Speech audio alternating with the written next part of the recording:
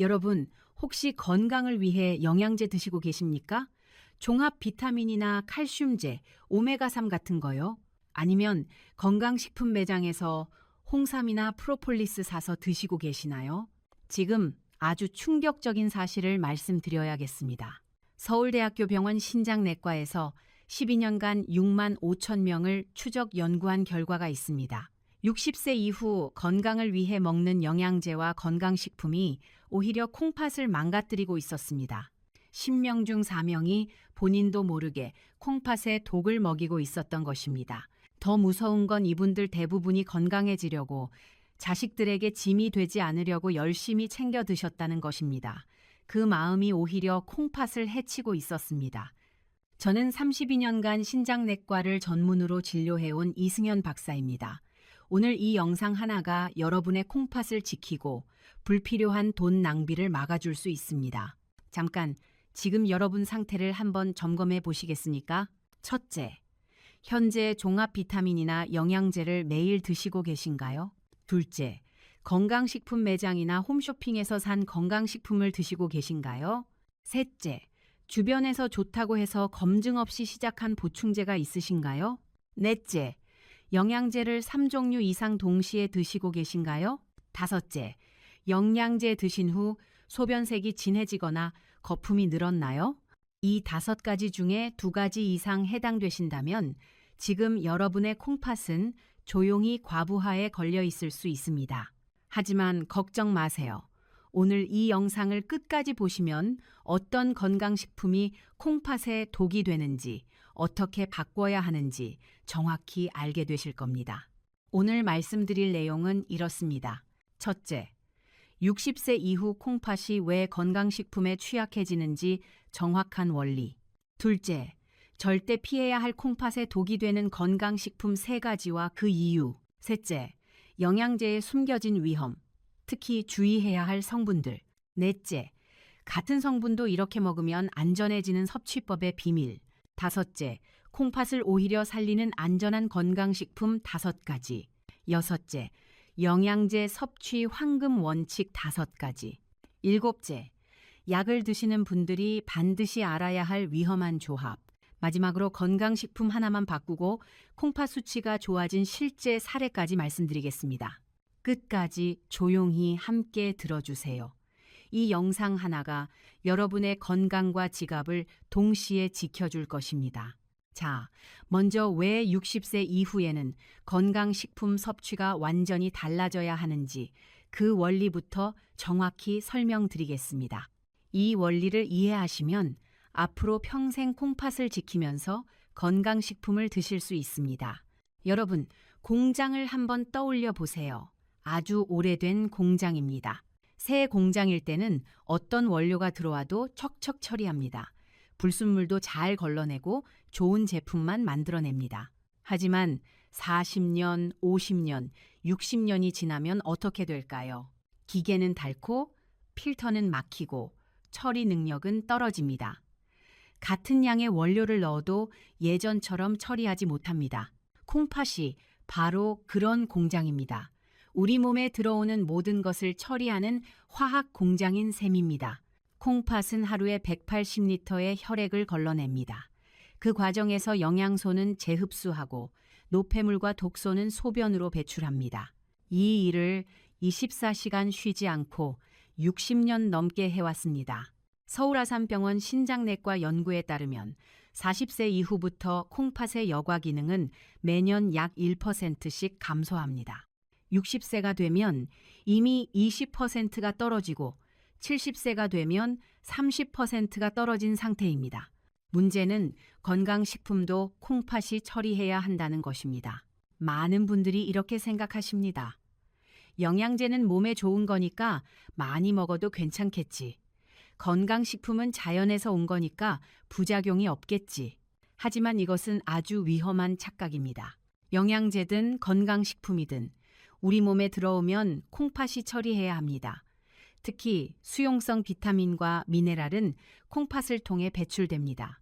콩팥이 건강할 때는 남는 것을 빠르게 내보냅니다. 하지만 60세 이후 콩팥은 이미 지쳐 있습니다. 처리 능력이 떨어진 상태에서 영양제까지 추가로 들어오면 어떻게 될까요? 마치 이미 과부하가 걸린 공장에 원료를 더 쏟아붓는 것과 같습니다. 공장은 버티지 못하고 고장이 납니다. 대한신장학회 2024년 자료에 따르면 60세 이상 만성 신장질환 환자의 38%가 건강식품이나 영양제 과다 복용과 관련이 있었습니다. 그리고 이 환자들의 대부분은 건강해지려고 열심히 챙겨 먹었다고 대답했습니다. 자, 그렇다면 건강식품이 콩팥에 어떤 문제를 일으킬까요? 첫 번째는 과부하입니다. 콩팥이 처리해야 할 양이 늘어납니다. 특히 고용량 영양제는 콩팥에 큰 부담을 줍니다. 두 번째는 축적입니다. 콩팥 기능이 떨어지면 배출이 느려집니다. 배출되지 못한 성분이 몸에 쌓입니다. 이것이 독성을 일으킬 수 있습니다. 세 번째는 직접 손상입니다. 일부 건강식품 성분은 콩팥 세포를 직접 손상시킵니다. 특히 한약재나 일부 허브 성분이 그렇습니다. 네 번째는 약물 상호작용입니다. 건강식품이 복용 중인 약과 충돌하면 콩팥에 예상치 못한 부담을 줄 수 있습니다. 정리해 드리겠습니다. 60세 이후의 콩팥은 이미 60년 넘게 일한 오래된 공장입니다. 처리 능력이 떨어진 상태입니다. 이 상태에서 건강식품과 영양제를 젊을 때처럼 드시면 콩팥은 과부하에 걸리고 독성 물질이 쌓이고 결국 기능이 더 빨리 나빠집니다. 그런데 무서운 점은 콩팥이 아프다고 직접 말하지 않는다는 것입니다. 건강식품을 먹고 나서 바로 증상이 나타나지 않습니다. 조용히, 천천히 나빠집니다. 그래서 많은 분들이 괜찮겠지 하고 계속 드십니다. 콩팥이 보내는 신호는 이런 것들입니다. 소변의 거품이 늘어납니다. 이것은 단백질이 새어나온다는 뜻입니다. 아침에 눈 주위나 손발이 붓습니다. 콩팥이 수분을 제대로 배출하지 못하면 밤새 몸에 물이 고입니다. 피로감이 심해집니다. 콩팥이 약해지면 노폐물이 혈액에 쌓여서 온몸이 무겁고 피곤해집니다. 입맛이 없고 속이 메스껍습니다.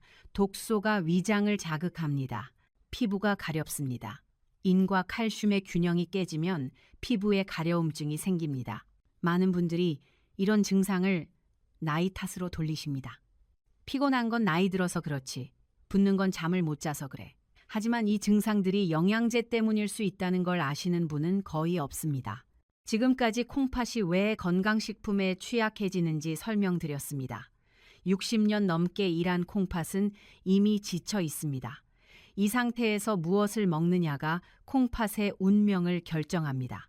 자, 이제부터 많은 어르신들이 건강에 좋다고 아무 의심 없이 드시고 있지만 실제로는 콩팥을 가장 먼저 망가뜨리는 위험한 건강식품 3가지를 하나씩 차분히 말씀드리겠습니다. 이 내용을 조금만 일찍 알았더라면 투석을 피할 수 있었던 분들을 저는 너무 많이 보아왔습니다. 여러분은 그분들처럼 뒤늦게 후회하지 않으셨으면 합니다. 첫 번째 위험한 건강식품, 단백질 보충제입니다. 단백질 보충제라고요? 근육에 좋다던데요? 네, 맞습니다. 젊은 사람에게는요. 요즘 TV에서 연예인들이 단백질 쉐이크 마시는 광고 많이 보셨죠? 근육 만들려면 단백질이 필요하다. 나이 들수록 단백질이 부족하다. 이런 말 많이 들으셨을 겁니다. 그래서 많은 어르신들이 단백질 보충제를 드시기 시작하셨습니다. 분말로 된 것, 음료로 된 것, 바 형태로 된 것, 건강식품 매장에 가면 단백질 제품이 넘쳐납니다. 하지만 60세 이후 콩팥에게 단백질 보충제는 가장 큰 부담 중 하나입니다. 왜 그럴까요? 단백질이 분해되면 요소라는 노폐물이 생깁니다. 이 요소를 걸러서 배출하는 것이 바로 콩팥의 일입니다. 젊을 때는 콩팥이 건강해서 요소를 빠르게 처리합니다. 하지만 60세 이후에는 콩팥의 여과 능력이 떨어져 있습니다. 이 상태에서 단백질을 과하게 섭취하면 요소가 쌓입니다. 요소가 쌓이면 요독증이 생깁니다. 요독증의 증상은 심한 피로감, 구역감, 식욕 부진, 집중력 저하입니다. 심하면 의식이 흐려지기도 합니다. 미국 신장재단 2023년 자료에 따르면 60세 이상에서 고단백 식이를 하는 사람은 그렇지 않은 사람에 비해 신장 기능 악화 속도가 1.7배 빨랐습니다. 그리고 단백질 보충제를 복용하는 사람은 그 위험이 2.1배로 더 높았습니다. 왜 단백질 보충제가 특히 더 위험할까요? 첫째, 농축되어 있기 때문입니다. 단백질 쉐이크 한 잔에는 단백질 20개에서 30g이 들어 있습니다. 이것은 닭가슴살 100g과 맞먹는 양입니다. 한 번에 이렇게 많은 단백질이 들어오면 콩팥은 갑자기 과부하에 걸립니다. 둘째, 흡수가 빠르기 때문입니다. 음식으로 먹는 단백질은 소화 과정을 거치면서 천천히 흡수됩니다. 하지만 보충제는 이미 분해된 형태라 빠르게 흡수됩니다. 콩팥이 처리할 시간이 부족합니다. 셋째, 불순물이 포함될 수 있기 때문입니다. 일부 저가 단백질 보충제에는 중금속이나 인공 감미료가 포함되어 있습니다. 이것들도 콩팥이 처리해야 합니다. 제가 진료했던 60대 후반 남성분 이야기를 해드리겠습니다. 이분은 TV에서 근감소증에 대한 프로그램을 보시고 걱정이 되셨습니다. 나이 들면 근육이 빠진다. 단백질을 충분히 먹어야 한다. 이런 내용이었습니다. 그래서 건강식품 매장에서 단백질 파우더를 사서 매일 아침 저녁으로 드시기 시작하셨습니다. 한 번에 스쿱 2개씩 하루에 단백질 50 정도를 보충제로만 드셨습니다. 거기에 식사로 먹는 단백질까지 합하면 하루에 100지 이상을 드신 셈입니다. 3개월쯤 지나서 갑자기 온몸이 붓고 피곤하다고 오셨습니다. 구역감도 있고 입맛도 없다고 하셨습니다. 검사 결과 크레아티닌 수치가 2.8로 높았습니다. 정상은 1.2 이하입니다. GFR은 28이었습니다. 3기 후반 만성신장 질환입니다. 저는 이분께 여쭤봤습니다. 혹시 최근에 새로 시작한 건강식품 있으세요? 단백질 파우더요. 근육 빠지면 안 되니까요. 그것 때문입니다. 당장 중단하세요. 이분은 충격을 받으셨습니다. 건강하려고 먹은 건데 왜요? 단백질 보충제를 중단하고 단백질 섭취량을 하루 50지 이하로 줄였습니다. 3개월 뒤 크레아티닌이 1.8로 떨어졌고 GFR은 38로 올라갔습니다. 완전히 정상은 아니지만 더 이상 나빠지지 않고 회복되고 있었습니다. 이분은 이렇게 말씀하셨습니다. 선생님, 근육 걱정하다가 콩팥을 망칠 뻔했네요. TV만 믿으면 안 되는 거였어요.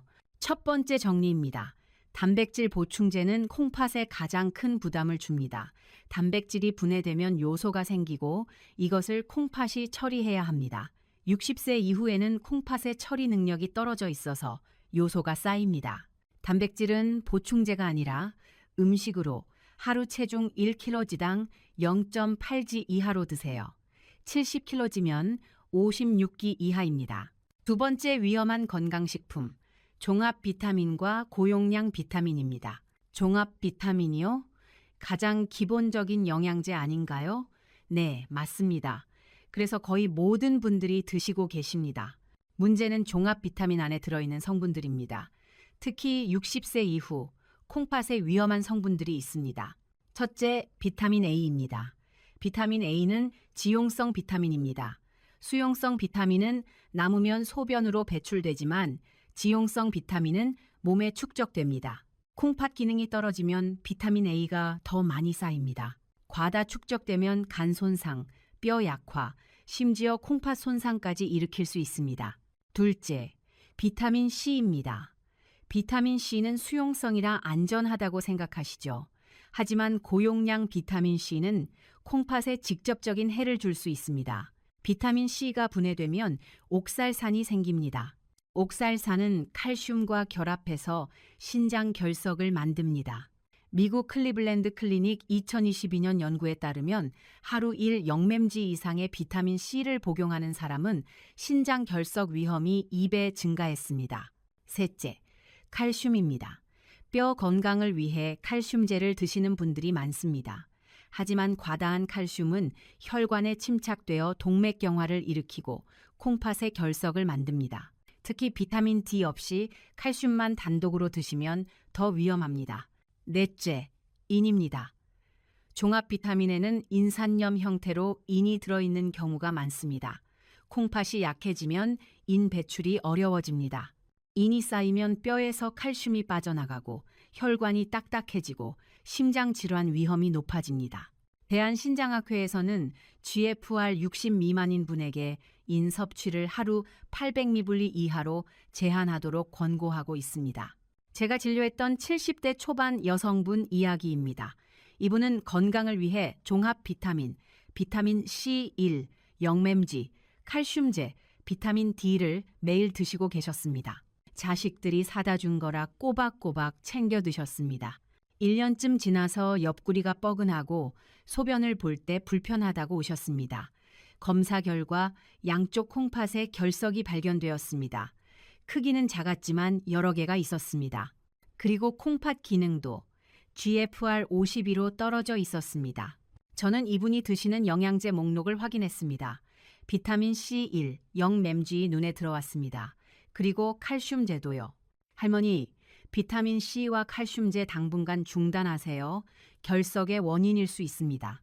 이분은 놀라셨습니다. 자식들이 좋으라고 사준 건데요. 비타민 C를 중단하고 칼슘은 음식으로 섭취하도록 바꿨습니다.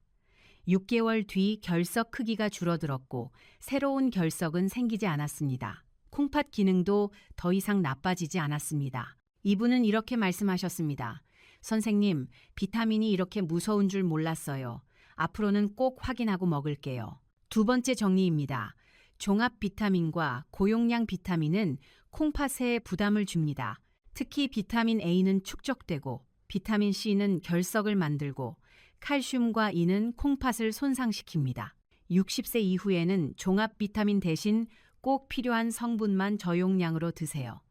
비타민 C는 하루 500mg 이하로 제한하세요. 세 번째 위험한 건강식품, 한약재와 허브 보충제입니다. 한약이요, 자연에서 온 건데 괜찮지 않나요? 이것이 가장 위험한 오해입니다. 자연에서 온 것이 반드시 안전한 것은 아닙니다. 독버섯도 자연에서 왔습니다. 보거독도 자연에서 왔습니다. 자연이라는 말에 속으시면 안 됩니다. 특히 콩팥에 직접적인 독성을 가진 한약재와 허브가 있습니다. 첫째, 마황입니다. 마황은 체중 감량 보충제에 많이 들어 있습니다. 에페드린이라는 성분이 있는데 이것이 콩팥 혈관을 수축시켜서 콩팥의 혈액 공급을 줄입니다. 장기간 복용하면 콩팥이 손상됩니다. 미국 FDA에서는 마황이 들어간 보충제를 금지하고 있습니다. 하지만 일부 수입 제품에는 여전히 들어있을 수 있습니다. 둘째, 아리스톨로키아입니다. 이것은 방귀, 목통 등의 한약재에 들어있는 성분입니다. 아리스톨로키아산이라는 물질이 콩팥 세포를 직접 파괴합니다. 심한 경우 급성 신부전을 일으킵니다. 벨기에에서 1990년대에 다이어트 한약을 먹은 여성들에게서 집단으로 신부전이 발생한 사건이 있었습니다. 원인은 아리스톨로키아였습니다. 이후 많은 나라에서 이 성분이 든 한약재를 금지했습니다. 셋째, 감초입니다. 감초는 한약에 많이 들어가는 재료입니다. 적당량은 괜찮지만 과다 복용하면 문제가 됩니다. 감초의 글리시리진 성분이 체내 칼륨을 낮추고 나트륨을 높입니다. 이것이 혈압을 올리고 콩팥에 부담을 줍니다. 넷째, 일부 중국산 한약재입니다. 품질 관리가 안 된 한약재에는 중금속이 포함되어 있을 수 있습니다. 납, 수은, 비소 같은 중금속은 콩팥에 축적되어 만성 손상을 일으킵니다. 서울대학교 병원 독성학과 연구에 따르면 검증되지 않은 한약재를 장기 복용한 환자의 23%에서 신장 기능 저하가 발견되었습니다.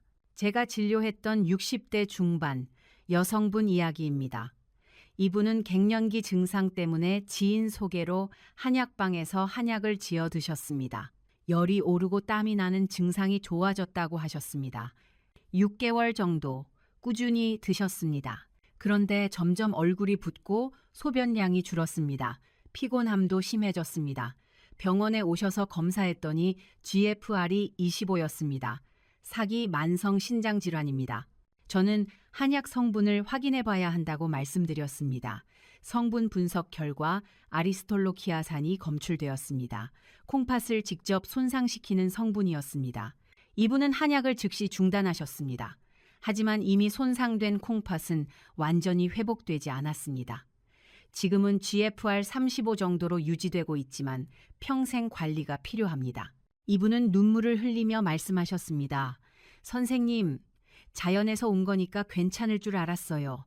한약이 콩팥을 망가뜨릴 줄은 꿈에도 몰랐어요. 세 번째 정리입니다.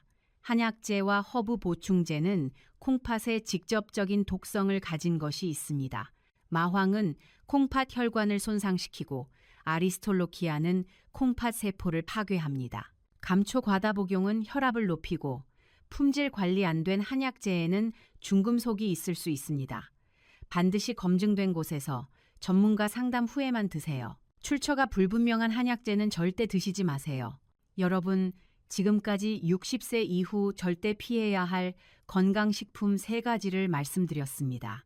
첫째, 단백질 보충제. 요소를 만들어 콩팥을 과부하시킵니다. 둘째, 종합 비타민과 고용량 비타민. 특히 비타민 C는 결석을, 칼슘과 E는 콩팥 손상을 일으킵니다. 셋째, 한약재와 허브 보충제. 일부는 콩팥을 직접 파괴합니다. 이 3가지는 모두 건강에 좋다고 알려진 것들입니다. 하지만 60세 이후 콩팥에게는 가장 큰 독이 될 수 있습니다. 자, 이제 영양제 안에 숨어있는 특히 위험한 성분들에 대해 더 자세히 말씀드리겠습니다. 라벨을 보실 때 꼭 확인해야 할 성분들입니다. 첫 번째 위험 성분, 인산염입니다. 인산염은 거의 모든 가공식품과 많은 영양제에 들어 있습니다. 방부제, 산도 조절제, 결합제로 사용됩니다. 라벨에는 인산 나트륨, 인산 칼슘, 인산 칼륨 등으로 표기됩니다. 문제는 이 첨가된 인산염이 음식에 자연적으로 들어있는 인보다 흡수율이 훨씬 높다는 것입니다. 자연식품의 인은 40%에서 60%만 흡수되지만 첨가된 인산염은 거의 100% 흡수됩니다. 콩팥이 건강할 때는 남는 인을 소변으로 배출합니다. 하지만 콩팥 기능이 떨어지면 인 배출이 어려워집니다. 혈중인 농도가 높아지면 어떤 일이 일어날까요? 첫째, 뼈에서 칼슘이 빠져나옵니다.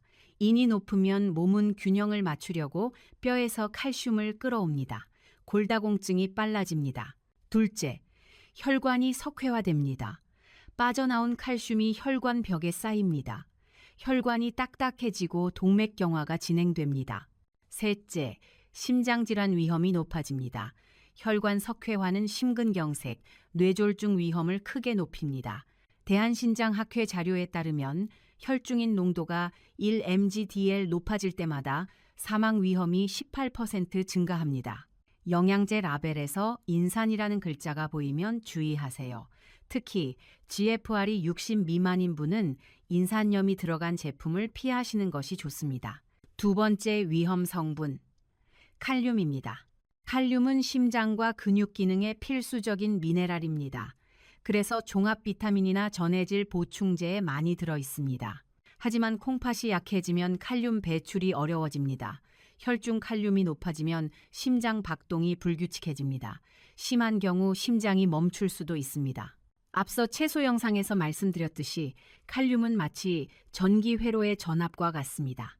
적절한 전압이면 기계가 잘 작동하지만 전압이 너무 높으면 합선이 일어납니다. 심장도 마찬가지입니다. 고칼륨 혈증의 증상은 손발 저림, 근육 무력감, 가슴 두근거림, 숨 답답함입니다. 이런 증상이 있으면서 칼륨이 든 영양제를 드시고 계시다면 즉시 중단하세요. 영양제 라벨에서 칼륨, 염화칼륨, 구연산 칼륨 등이 보이면 주의하세요. 특히 혈압약 중 칼륨 보존 이뇨제를 드시는 분은 칼륨 보충제를 절대 드시면 안 됩니다. 세 번째 위험 성분, 마그네슘입니다. 마그네슘은 근육 이완, 수면 개선, 변비 해소에 좋다고 알려져 있습니다. 그래서 많은 분들이 마그네슘 보충제를 드십니다. 마그네슘도 콩팥을 통해 배출됩니다. 콩팥 기능이 떨어지면 마그네슘이 쌓입니다. 고마그네슘 혈증이 되면 근육 약화, 저혈압, 호흡 곤란, 심한 경우 심장 정지까지 일어날 수 있습니다.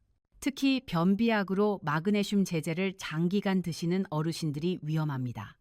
마그밀, 마그네시아 같은 제품들이 여기에 해당합니다. GFR이 30 미만인 분은 마그네슘 보충제를 드시면 안 됩니다. 변비가 있으시면 마그네슘 대신 섬유질이나 다른 방법을 사용하세요. 네 번째 위험 성분, 나트륨입니다. 나트륨은 소금의 주성분입니다. 많은 영양제에 결합제나 부형제로 나트륨이 들어 있습니다. 발포 비타민의 경우 한 알에 나트륨이 300mg 이상 들어있는 것도 있습니다.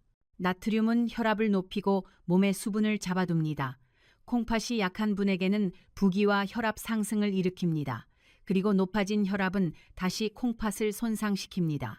악순환이 시작되는 것입니다. 발포 비타민을 드시고 계신 분은 일반 정제로 바꾸세요. 발포 비타민의 톡 쏘는 맛은 나트륨에서 오는 것입니다. 다섯 번째 위험 성분, 중금속입니다. 저가 해외 직구 제품이나 검증되지 않은 건강식품에는 납, 수은, 비소, 카드뮴 같은 중금속이 포함되어 있을 수 있습니다. 중금속은 콩팥에 축적됩니다. 장기간에 걸쳐 콩팥 세포를 파괴하고 만성 신장 질환을 일으킵니다.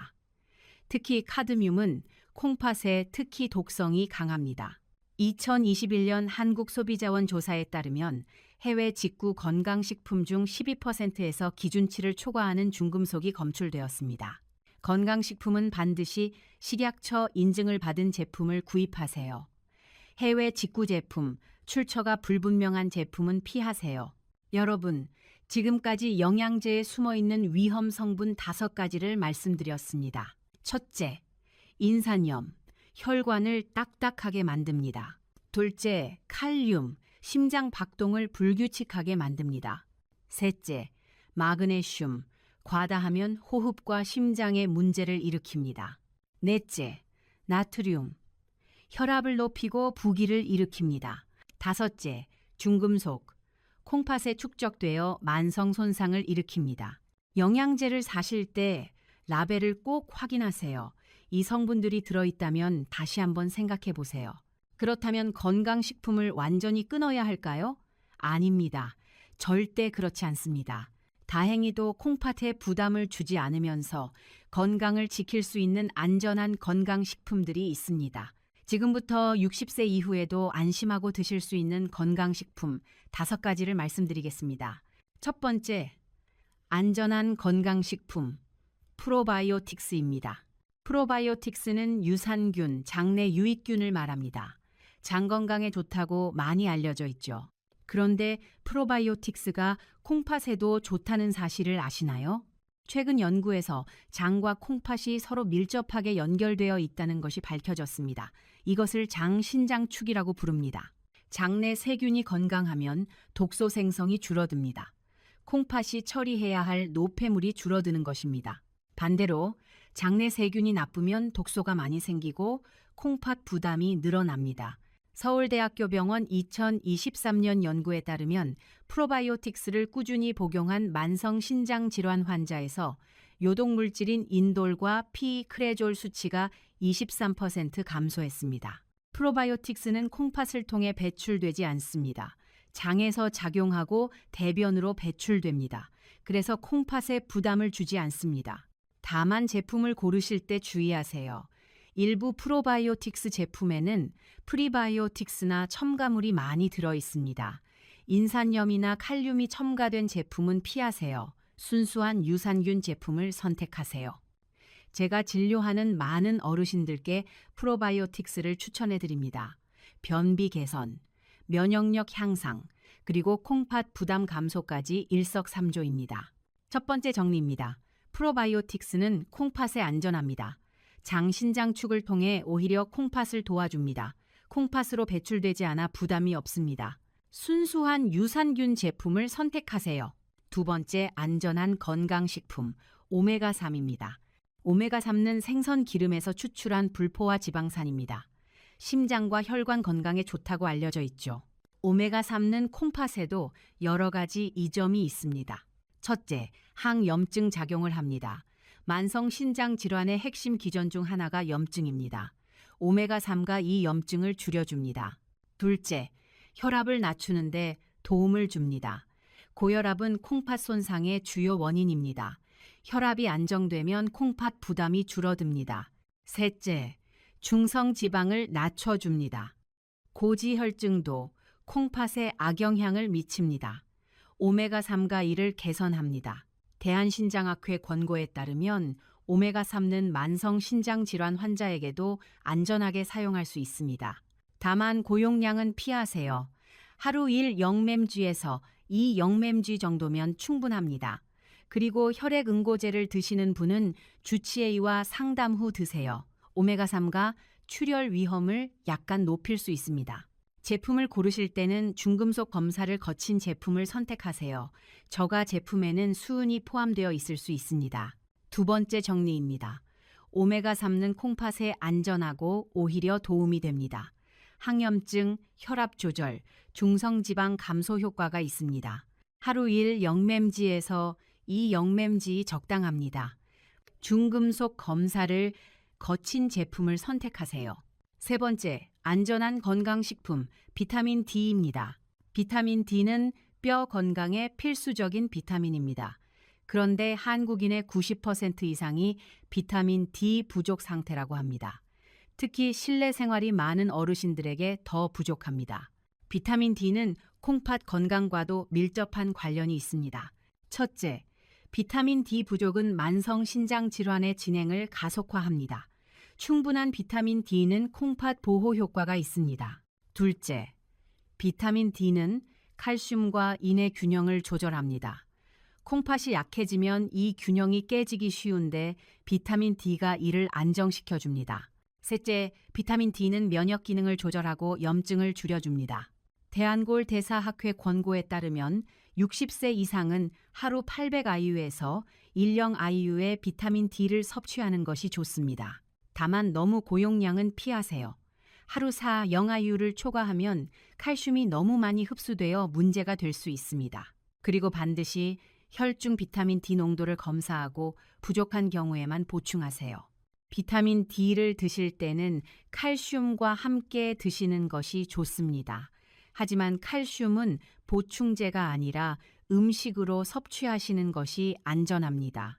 우유, 요구르트, 치즈, 멸치 같은 음식으로요. 세 번째 정리입니다. 비타민 D는 콩팥에 안전하고 보호 효과가 있습니다. 칼슘과 인의 균형을 조절합니다. 하루 800IU에서 1령 IU가 적당합니다. 혈액 검사로 부족 여부를 확인하고 드세요. 네 번째, 안전한 건강식품, 코엔자임 Q10입니다. 코엔자임 Q10, 줄여서 코큐텐이라고 부릅니다. 세포의 에너지 생산에 필수적인 물질입니다. 나이가 들면 체내 코큐텐 합성이 줄어듭니다. 특히 심장과 콩팥 같은 에너지를 많이 쓰는 장기에서 부족해지기 쉽습니다. 코큐텐은 강력한 항산화제입니다. 콩팥 세포를 산화 스트레스로부터 보호해줍니다. 일본 오사카 대학 2021년 연구에 따르면 코큐텐을 복용한 만성 신장 질환 환자에서 콩팥 기능 악화 속도가 19% 느려졌습니다. 코큐텐은 지용성이라 콩팥으로 배출되지 않습니다. 간에서 대사되어 담즙으로 배출됩니다. 그래서 콩팥에 부담을 주지 않습니다. 하루 100임지에서 200임지 정도가 적당합니다. 식사와 함께 드시면 흡수가 더 잘 됩니다. 네 번째 정리입니다. 코큐텐은 콩팥에 안전하고 보호 효과가 있습니다. 항산화 작용으로 콩팥 세포를 보호합니다. 지용성이라 콩팥으로 배출되지 않습니다. 하루 100뱅지에서 200뱅지 적당합니다. 다섯 번째 안전한 건강식품 커큐민입니다. 커큐민은 강황의 주성분입니다. 카레의 노란색이 바로 커큐민에서 옵니다. 커큐민은 강력한 항염증, 항산화 작용을 합니다. 만성 신장 질환의 핵심 기전인 염증과 산화 스트레스를 줄여줍니다. 인도델리 대학 2020년 연구에 따르면 커큐민을 복용한 만성 신장 질환 환자에서 염증 수치가 28% 감소하고 단백뇨가 24% 감소했습니다. 커큐민은 주로 간에서 대사되어 담즙으로 배출됩니다. 콩팥 부담이 적습니다. 다만 흡수율이 낮은 것이 단점입니다. 흡수율을 높인 제품을 선택하시거나 후추 추출물인 피페린과 함께 드시면 흡수가 20배 이상 증가합니다. 하루 500임지에서 1 영림지 정도가 적당합니다. 다섯 번째 정리입니다. 커큐민은 콩팥에 안전하고 보호 효과가 있습니다. 항염증, 항산화 작용으로 콩팥을 보호합니다. 간에서 대사되어 콩팥 부담이 적습니다. 피페린과 함께 드시면 흡수율이 높아집니다. 여러분, 지금까지 콩팥의 안전한 건강식품 5가지를 말씀드렸습니다. 첫째, 프로바이오틱스 장, 신장축을 통해 콩팥을 도와줍니다. 둘째, 오메가3, 항염증, 혈압 조절 효과가 있습니다. 셋째, 비타민 D, 칼슘과 인의 균형을 조절합니다. 넷째, 코큐텐 항산화 작용으로 콩팥을 보호합니다. 다섯째, 커큐민, 염증과 산화 스트레스를 줄여줍니다. 이 5가지는 콩팥에 부담을 주지 않으면서 오히려 도움을 줄 수 있는 건강식품들입니다. 그렇다면 이 안전한 건강식품들도 아무 때나 아무렇게나 먹어도 될까요? 아닙니다. 같은 제품이라도 언제, 얼마나, 어떻게 먹느냐에 따라 약이 될 수도 있고 독이 될 수도 있습니다. 지금부터 제가 진료실에서 어르신들께 반드시 말씀드리는 영양제 섭취 황금 원칙 5가지를 차분히 설명드리겠습니다. 이 원칙만 지키시면 건강식품을 안심하고 드실 수 있습니다. 첫 번째 황금 원칙, 적게 먹는 것이 정답입니다. 이것이 가장 중요한 원칙입니다. 영양제는 많이 먹을수록 좋은 게 아닙니다. 많은 분들이 이렇게 생각하십니다. 한 알 먹으면 효과가 적으니까 2알 먹어야지. 여러 가지 먹으면 더 건강해지겠지. 하지만 60세 이후의 콩팥에게는 정반대입니다. 영양제가 늘어날수록 콩팥 부담도 늘어납니다. 마치 교통체증과 같습니다. 도로에 차가 조금 있을 때는 원활하게 흐릅니다. 하지만 차가 너무 많으면 막힙니다. 콩팥도 마찬가지입니다. 처리해야 할 것이 너무 많으면 막힙니다. 영양제는 꼭 필요한 것만 최소한의 용량으로 드세요. 종류는 3가지 이하로 제한하세요. 그 이상 드시고 싶으시면 반드시 주치의와 상담하세요. 첫 번째 원칙 정리입니다. 적게 먹는 것이 정답입니다. 영양제는 3가지 이하로, 용량은 권장량의 최소로 시작하세요. 두 번째 황금 원칙, 아침 식사 후에 드세요. 영양제를 언제 드시나요? 많은 분들이 공복에 드시거나 저녁에 드시거나 생각날 때 드십니다. 콩팥 건강을 위해서는 아침 식사 후가 가장 좋습니다. 왜 그럴까요? 첫째, 공복보다 흡수가 완만해집니다. 음식과 함께 먹으면 영양제가 천천히 흡수됩니다. 콩팥이 처리할 시간이 생깁니다. 둘째, 위장 자극이 줄어듭니다. 일부 영양제는 공복에 먹으면 속이 쓰립니다. 셋째, 낮 동안 처리됩니다. 콩팥은 낮에 더 활발하게 일합니다. 아침에 먹으면 낮 동안 처리할 수 있습니다. 저녁에 먹으면 밤새 콩팥이 쉬지 못합니다. 두 번째 원칙 정리입니다. 아침 식사 후에 드세요. 흡수가 완만해지고 낮 동안 콩팥이 처리할 수 있습니다. 세 번째 황금 원칙, 물을 충분히 드세요. 영양제를 드실 때 물을 얼마나 드시나요? 많은 분들이 약간의 물로 삼키기만 합니다. 영양제 복용 시에는 물을 충분히 드셔야 합니다. 최소 200ml, 1컵 정도는 드세요. 왜 그럴까요? 물이 영양제 성분을 희석시켜서 콩팥이 처리하기 쉽게 만들어줍니다. 농축된 상태보다 희석된 상태가 콩팥의 부담이 적습니다. 또한 물은 콩팥이 노폐물을 배출하는 데 필수적입니다. 물이 부족하면 배출이 어려워집니다. 단, 콩팥 기능이 많이 떨어진 분은 수분 섭취도 제한해야 할 수 있습니다.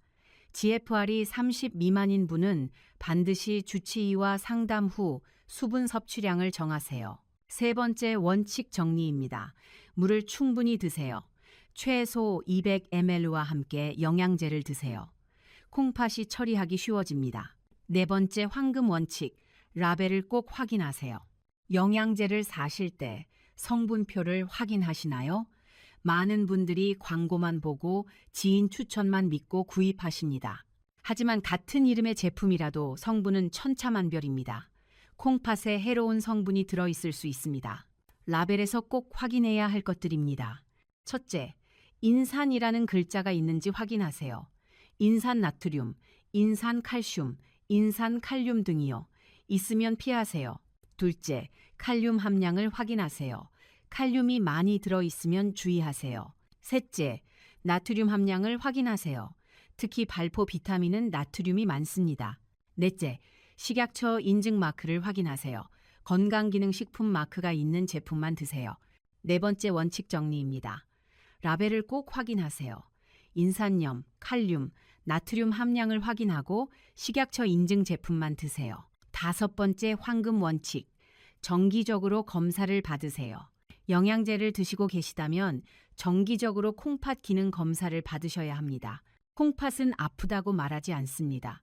영양제로 인한 문제도 증상 없이 진행됩니다. 검사를 해야만 알 수 있습니다.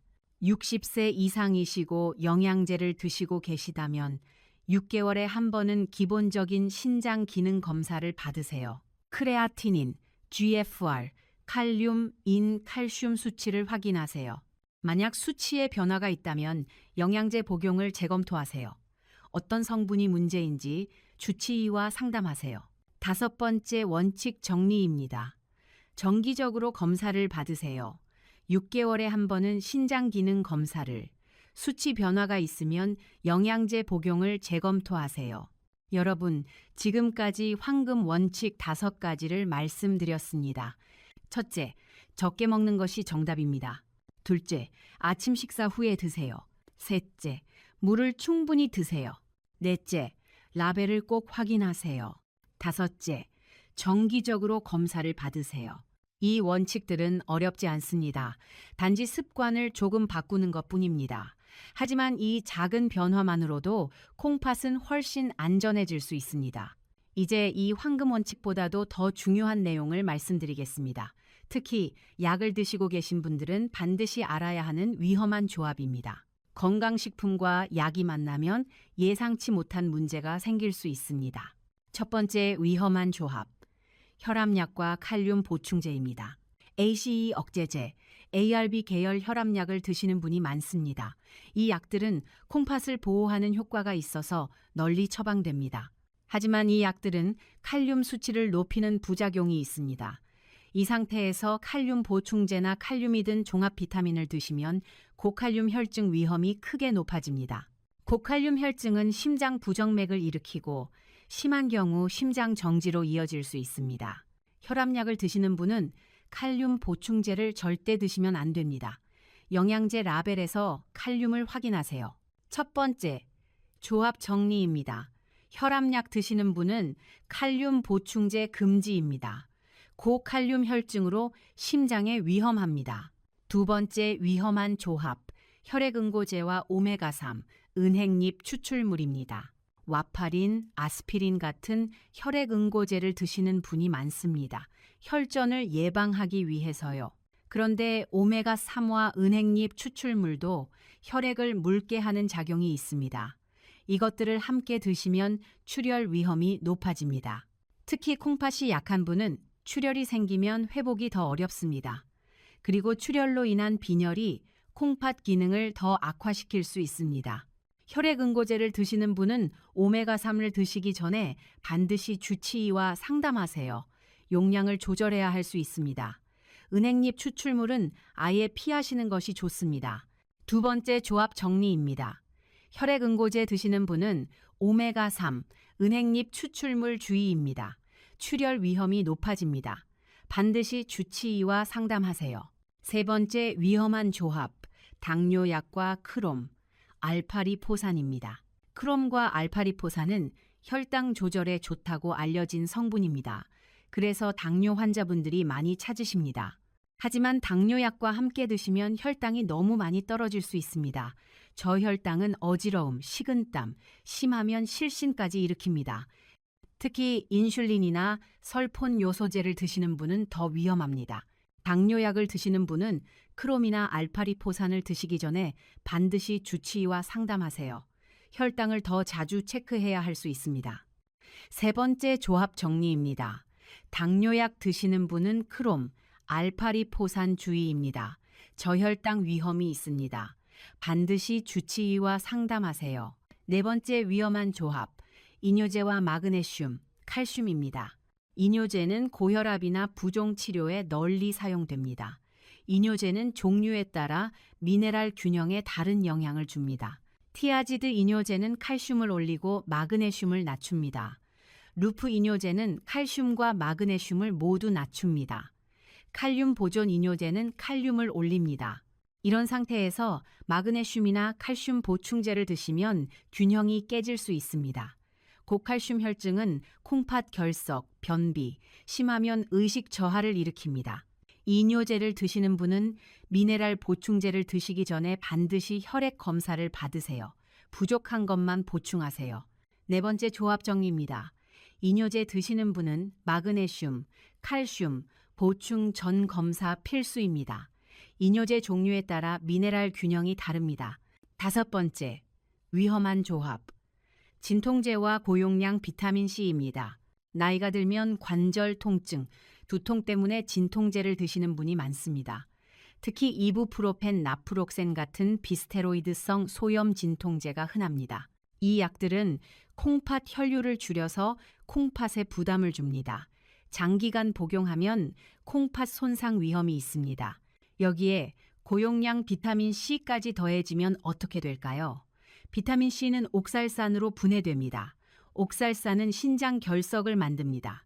진통제로 이미 약해진 콩팥에 결석까지 생기면 기능이 급격히 나빠질 수 있습니다. 진통제를 자주 드시는 분은 비타민C를 고용량으로 드시지 마세요. 하루 500mg 이하로 제한하세요. 그리고 진통제 복용을 줄이는 방법을 주치의와 상담하세요. 다섯 번째 조합 정리입니다. 진통제와 고용량 비타민C는 콩팥의 이중 부담입니다. 진통제는 콩팥 혈류를 줄이고 비타민C는 결석을 만듭니다. 비타민C는 500mg 이하로 제한하세요. 여러분, 지금까지 위험한 조합 5가지를 말씀드렸습니다. 첫째, 혈압약과 칼륨 보충제. 둘째, 혈액응고제와 오메가3, 은행잎 추출물. 셋째, 당뇨약과 크롬, 알파리포산. 넷째, 이뇨제와 마그네슘, 칼슘. 다섯째, 진통제와 고용량 비타민C. 약을 드시고 계신 분은 건강식품을 드시기 전에 반드시 주치의와 상담하세요. 생명을 위협하는 상호작용이 있을 수 있습니다. 지금까지 말씀드린 내용이 정말 효과가 있는지 궁금하실 겁니다. 이제 제가 실제로 만났던 어르신들의 이야기를 통해 건강식품 하나만 바꿨을 뿐인데 콩팥이 좋아진 사례를 차분히 들려드리겠습니다. 첫 번째 사례입니다. 영양제 10가지를 3가지로 줄이고 콩팥이 살아났어요. 김복자 할머니, 70대 초반 여성분이셨습니다. 이분은 건강에 관심이 많으셨습니다. TV 건강 프로그램을 열심히 보시고 좋다는 건강식품은 다 챙겨 드셨습니다. 처음 오셨을 때 드시고 계신 영양제 목록을 받아봤습니다. 종합 비타민, 비타민 C1, 영맴지, 칼슘제, 마그네슘, 오메가3, 코큐텐, 루테인, 밀크시슬, 글루코사민, 홍삼, 무려 10가지였습니다. 검사 결과 GFR이 48이었습니다. 3기 만성 신장 질환입니다. 칼륨도 5.3으로 높았고 인도 정상 상한선에 가까웠습니다. 저는 할머니께 말씀드렸습니다. 할머니, 건강하시려고 드시는 영양제가 오히려 콩팥을 망가뜨리고 있습니다. 할머니는 충격을 받으셨습니다. 다 좋다고 해서 먹는 건데요. 저는 3가지로 줄이자고 제안했습니다. 첫째, 오메가3는 유지하세요. 콩팥에 도움이 됩니다. 둘째, 비타민 D를 추가하세요. 혈액 검사에서 부족했습니다. 셋째, 프로바이오틱스를 드세요. 장 건강이 콩팥을 도와줍니다. 나머지 7가지는 모두 중단했습니다. 특히 고용량 비타민 C와 칼슘제가 문제였습니다. 할머니는 처음에 불안해하셨습니다. 이것만 먹어도 괜찮을까요? 3개월 뒤 검사 결과가 나왔습니다. GFR이 48에서 55로 올라갔습니다. 칼륨도 4.8로 정상화되었습니다. 인수치도 떨어졌습니다. 6개월 뒤에는 GFR이 58까지 올라갔습니다. 콩팥 기능이 회복되고 있었습니다. 할머니는 환하게 웃으며 말씀하셨습니다. 선생님, 많이 먹는 게 좋은 게 아니었네요. 3가지만 먹는데 오히려 더 건강해졌어요. 돈도 절약되고요. 두 번째 사례입니다. 단백질 보충제 끊고 투석 피했어요. 이영철 어르신, 70대 중반 남성분이셨습니다. 앞서 말씀드렸던 단백질 보충제로 콩팥이 나빠진 분입니다. 처음 오셨을 때 GFR이 28이었습니다. 사기 만성 신장 질환입니다. 투석까지 얼마 남지 않은 상태였습니다. 저는 즉시 단백질 보충제를 중단하도록 했습니다. 그리고 하루 단백질 섭취량을 50지 이하로 제한했습니다. 대신 콩팥의 안전한 건강식품으로 바꿨습니다. 첫째, 프로바이오틱스로 장 건강을 챙기도록 했습니다. 요독물질을 줄이기 위해서요.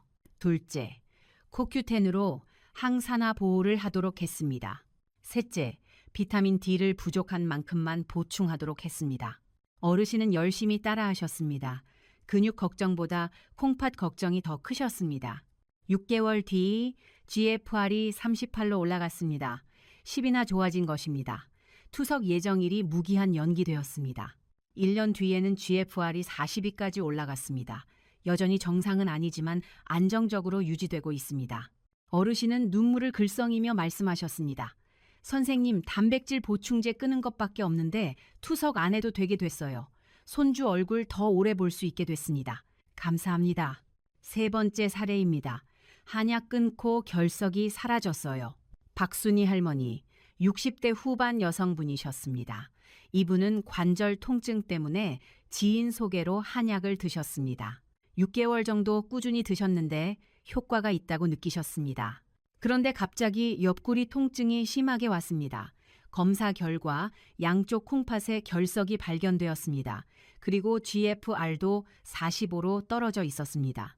한약 성분을 분석해 봤더니 옥살산이 많이 든 약재가 포함되어 있었습니다. 그리고 일부 검증되지 않은 성분도 있었습니다. 저는 한약을 즉시 중단하도록 했습니다. 관절 통증은 물리치료와 안전한 방법으로 관리하기로 했습니다. 그리고 수분 섭취를 늘리고 옥살산이 적은 식단으로 바꿨습니다. 6개월 뒤 결석 크기가 줄어들었습니다. 새로운 결석은 생기지 않았습니다. GFR도 52로 조금 좋아졌습니다. 1년 뒤에는 작은 결석들이 대부분 사라졌습니다. 콩팥 기능도 안정적으로 유지되고 있습니다. 할머니는 안도하며 말씀하셨습니다. 선생님, 자연에서 온 거니까 안전할 줄 알았어요. 이제는 아무거나 안 먹을게요. 꼭 확인하고 먹을게요. 네 번째 사례입니다. 종합 비타민 끊고 부기가 빠졌어요. 최정숙 할머니, 70대 초반 여성분이셨습니다. 이분은 아침마다 얼굴이 붓고 손가락이 뻣뻣하다고 오셨습니다. 신발도 저녁이면 꽉 낀다고 하셨습니다. 검사 결과 GFR이 50이었고 인수치가 높았습니다. 나트륨도 경계 수준이었습니다. 식습관을 여쭤봤더니 특별히 짜게 먹지는 않는다고 하셨습니다.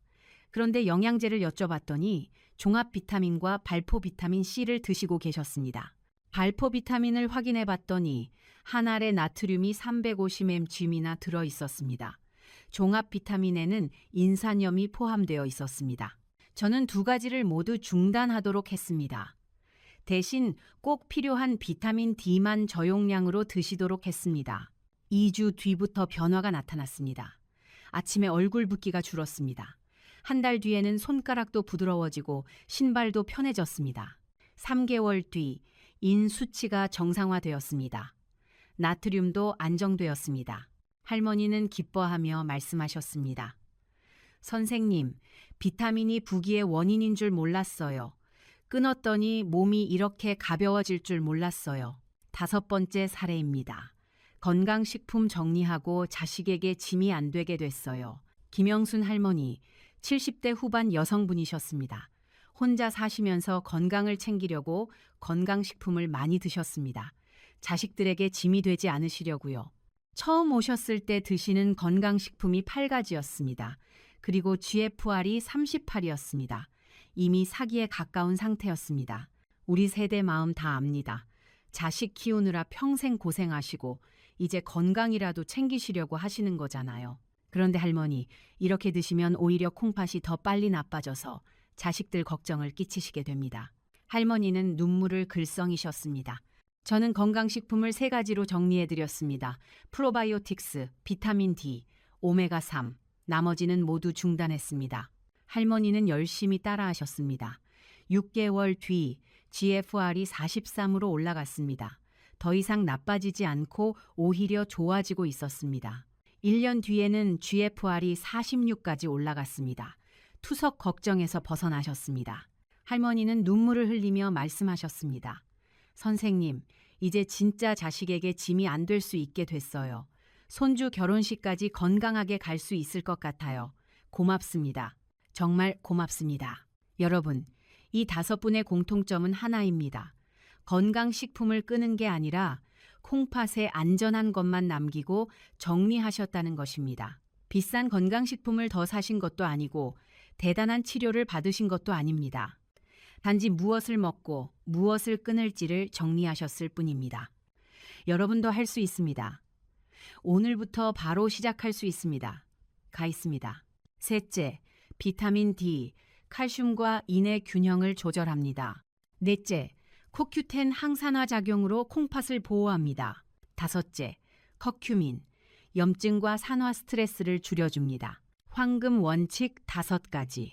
첫째, 적게 먹는 것이 정답입니다. 영양제는 3가지 이하로. 둘째, 아침 식사 후에 드세요. 셋째, 물을 충분히 드세요. 넷째, 라벨을 꼭 확인하세요. 다섯째, 정기적으로 검사를 받으세요. 위험한 조합 5가지. 첫째, 혈압약과 칼륨 보충제. 둘째, 혈액응고제와 오메가3, 은행잎 추출물. 셋째, 당뇨약과 크롬, 알파리포산. 넷째, 이뇨제와 마그네슘, 칼슘. 다섯째, 진통제와 고용량, 비타민C. 약을 드시는 분은 건강식품 드시기 전에 반드시 주치의와 상담하세요. 이 모든 것을 다 외우실 필요 없습니다. 딱 하나만 기억해 주세요. 60세 이후에는 적게 먹는 것이 잘 먹는 것이다. 오늘 저녁 드시던 영양제들을 꺼내서 한번 살펴보세요. 정말 필요한 것이 무엇인지, 콩팥에 해가 되는 것은 없는지 확인해 보세요. 그리고 불필요한 것은 과감하게 정리하세요. 그 작은 정리가 여러분의 콩팥에게는 큰 선물이 됩니다. 우리 세대는 자식 키우느라, 가난한 시절 밥심으로 일하느라 내 건강은 늘 뒤로 미뤄왔습니다. 이제 건강 챙길 때입니다. 하지만 건강 챙긴다고 아무거나 먹으면 안 됩니다. 콩팥이 편해야 진짜 건강한 것입니다. 손주들 결혼식까지 건강하게 가시려면, 자식들에게 짐이 되지 않으시려면, 또래 중에서 가장 건강한 분이 되시려면 오늘 알려드린 내용을 꼭 기억해 주세요. 이 영상이 여러분과 여러분이 사랑하는 부모님, 배우자, 형제자매의 건강을 지키는 데 도움이 되기를 진심으로 바랍니다. 도움이 되셨다면 좋아요와 구독 부탁드립니다. 더 많은 분들께 이 소중한 정보가 전달될 수 있도록 공유도 부탁드립니다. 댓글에 여러분의 경험이나 궁금한 점도 남겨주세요. 드시고 계신 건강식품이 걱정되신다면 댓글로 남겨주세요. 제가 아는 범위에서 답변 드리겠습니다. 지금까지 신장내과 전문의 이승현 박사였습니다. 조용히 끝까지 함께 해주셔서 진심으로 감사합니다. 건강한 하루 되시길 바랍니다.